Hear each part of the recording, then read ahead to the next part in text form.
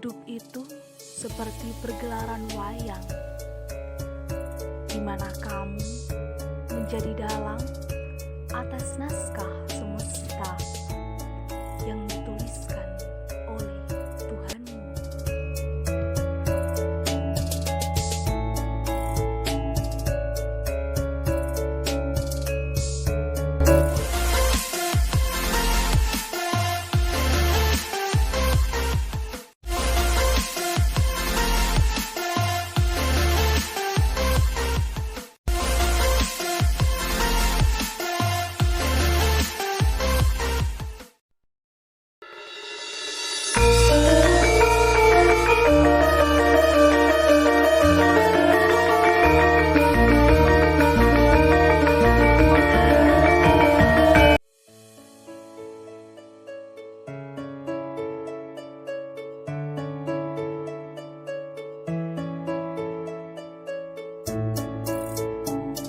Wayang adalah sebuah seni pertunjukan Indonesia yang berkembang pesat dan telah diakui dunia karena keunikan yang dimilikinya. Sama seperti batik, UNESCO pada 7 November 2003 juga telah menobatkan wayang sebagai Masterpiece of Oral and Intangible Heritage of Humanity atau warisan mahakarya dunia yang tak ternilai dalam seni bertutur asli Indonesia.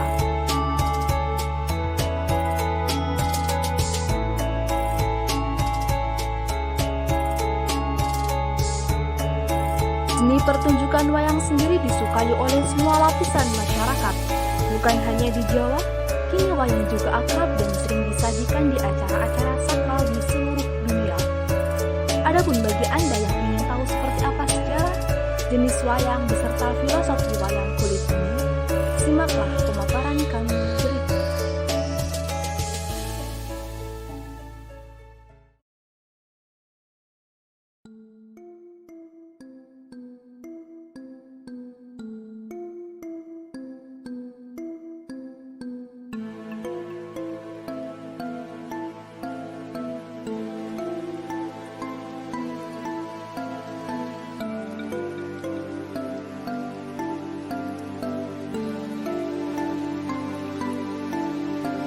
Ditinjau dari sejarah yang ada, asal-usul wayang dianggap telah hadir semenjak 1500 tahun sebelum Masehi.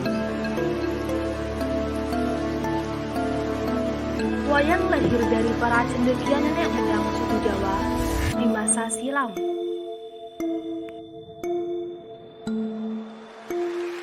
Pada masa itu, wayang diperkirakan hanya terbuat dari rerumputan yang diikat, sehingga bentuknya masih sangat sederhana. Wayang dimainkan dalam ritual pemujaan roh nenek moyang dan dalam upacara-upacara adat Jawa. Pada periode selanjutnya, penggunaan bahan-bahan lainnya seperti kulit binatang buruan atau kulit kayu mulai dikenal dalam pembuatan wayang. Adapun wayang kulit tertua yang pernah ditemukan diperkirakan berasal dari abad kedua Masehi. Perkembangan wayang terus terjadi. Cerita-cerita yang dimainkan pun kian berkembang. Adapun masuknya agama Hindu di Indonesia telah menambah hasanah kisah-kisah yang dimainkan dalam pertunjukan wayang.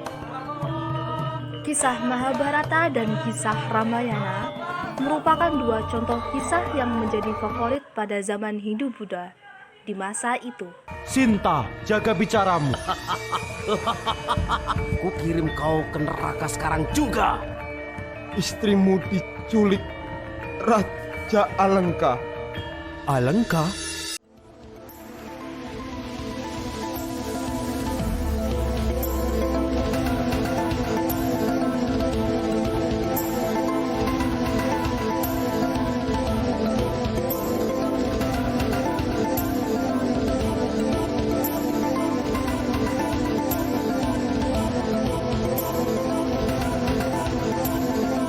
Kegemaran masyarakat Jawa pada seni pertunjukan wayang pada masa tersebut juga berpengaruh terhadap proses penyebaran agama Islam di tanah Jawa.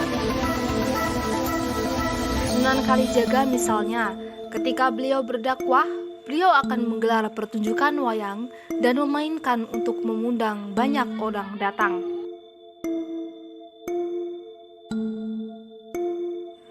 Dalam pertunjukan itu, beliau menyisipkan pesan moral dan dakwah Islam secara perlahan agar masyarakat yang mayoritas memeluk agama Hindu dan Buddha itu tertarik mengetahui Islam lebih dalam.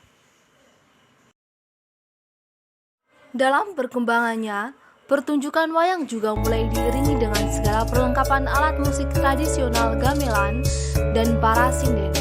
Kedua perlengkapan ini dihadirkan Sunan Kalijaga untuk menambah semarak pertunjukan wayang sehingga menarik untuk ditonton. Wayang gimmick yang dikenal beberapa jenis wayang juga dikembangkan dalam memperkaya hasanah dunia perwayangan. Beberapa contoh wayang tersebut misalnya wayang golek, wayang orang, wayang kulit, wayang kayu, wayang rumput, dan wayang motekar.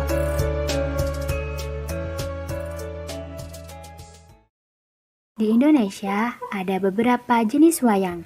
Wayang hadir dalam beberapa bentuk, ukuran, dan medium. Namun ada 5 jenis wayang yang paling populer, yaitu yang akan saya sebutkan berikut ini. Yang pertama yaitu wayang beber. Wayang beber merupakan salah satu jenis wayang yang tertua yang ada di Indonesia. Dalam pertunjukan narasi ini, lembaran gambar panjang yang dijelaskan oleh seorang dalang. Wayang beber yang tertua dapat ditemukan di Pacitan, Donorejo, dan Jawa Timur. Selain dari kisah Mahabharata dan Ramayana, wayang beber juga digunakan dari kisah-kisah cerita rakyat. Kedua yaitu wayang kulit. Di Jawa Tengah dan Jawa Timur, jenis wayang yang paling populer adalah wayang kulit dan wayang kulit Purwo. Wayang ini berbentuk pipih dan terbuat dari kulit kerbau atau kambing. Lengan dan kakinya bisa digerakkan.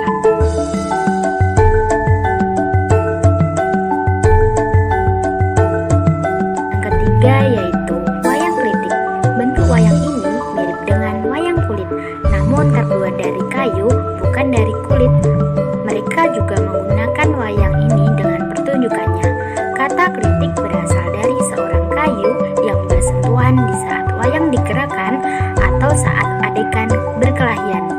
Kisah-kisah ini digunakan dalam drama berasal dari kerajaan-kerajaan Jawa Timur seperti Kerajaan Janggala, Kediri, dan Majapahit. Cerita yang paling populer yaitu cerita Damar Wulan. Yang keempat adalah wayang golek. Pertunjukan ini dilakukan dengan 3 dimensi yang terbuat dari kayu. Jenis wayang ini yang paling populer yang ada di Jawa Barat. Ada 2 macam wayang golek, yaitu yang pertama wayang golek papak, cepak, dan wayang golek Purwo. Wayang golek yang dikenal banyak orang yaitu wayang golek Purwo. Kisah-kisah yang digunakannya sering muncul pada tradisi Jawa dan Islam, seperti kisah Pangeran Panji dan Dharma Wulan dan Amir Hamzah. Yang terakhir adalah wayang orang. Jenis wayang ini adalah sebuah drama tari manusia untuk memerankan tokoh-tokoh yang didasarkan oleh tradisional. Cerita yang sering digunakan adalah Somorondono.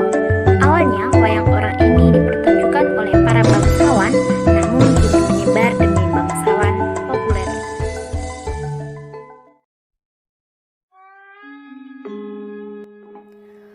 Wayang kulit sebagai salah satu kesenian tradisional Jawa memiliki makna filosofis. Tidak hanya sebagai tontonan yang menarik, ternyata wayang kulit menyimpan makna yang begitu dalam, sehingga bisa kita jadikan pelajaran ataupun tuntunan. Makna filosofis yang pertama adalah dalang. Dalang dalam pergelaran wayang kulit adalah yang mengatur jalannya sebuah cerita atau lakon. Tanpa dalang, wayang tentu tidak akan pernah bisa dimainkan.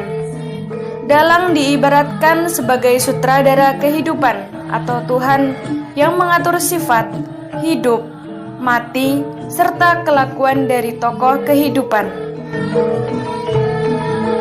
Yang kedua, gedebok atau batang pohon pisang. Gedebok ibarat sebuah raga yang dihuni oleh jiwa yang berbentuk wayang. Raga hanya akan berguna ketika jiwa masih menancap.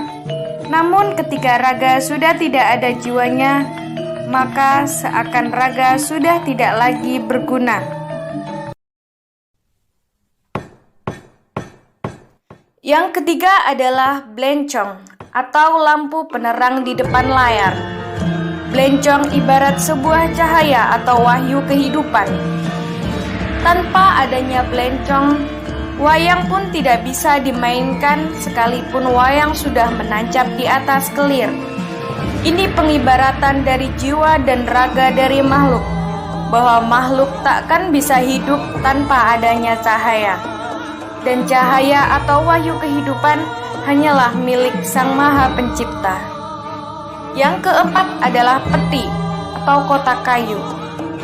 Peti dalam wayang berfungsi untuk menyimpan wayang, baik yang belum digunakan ataupun yang sudah mati.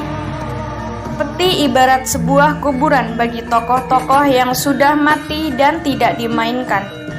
Walaupun hidup seperti apapun, pada akhirnya tokoh akan terkunci pada tempat gelap, sempit, dan pengap. Yang kelima adalah gunungan. Gunungan merupakan simbol kehidupan. Setiap gambar yang berada di dalamnya melambangkan seluruh alam raya beserta isinya, mulai dari manusia sampai dengan hewan serta hutan dan perlengkapannya. Gunungan dilihat dari bentuknya berbentuk segi lima, yang memiliki makna bahwa segi lima itu adalah 5 waktu yang harus dilakukan oleh agama. Adapun bentuk gunungan meruncing ke atas, melambangkan bahwa manusia hidup untuk beribadah kepada Allah Subhanahu wa Ta'ala.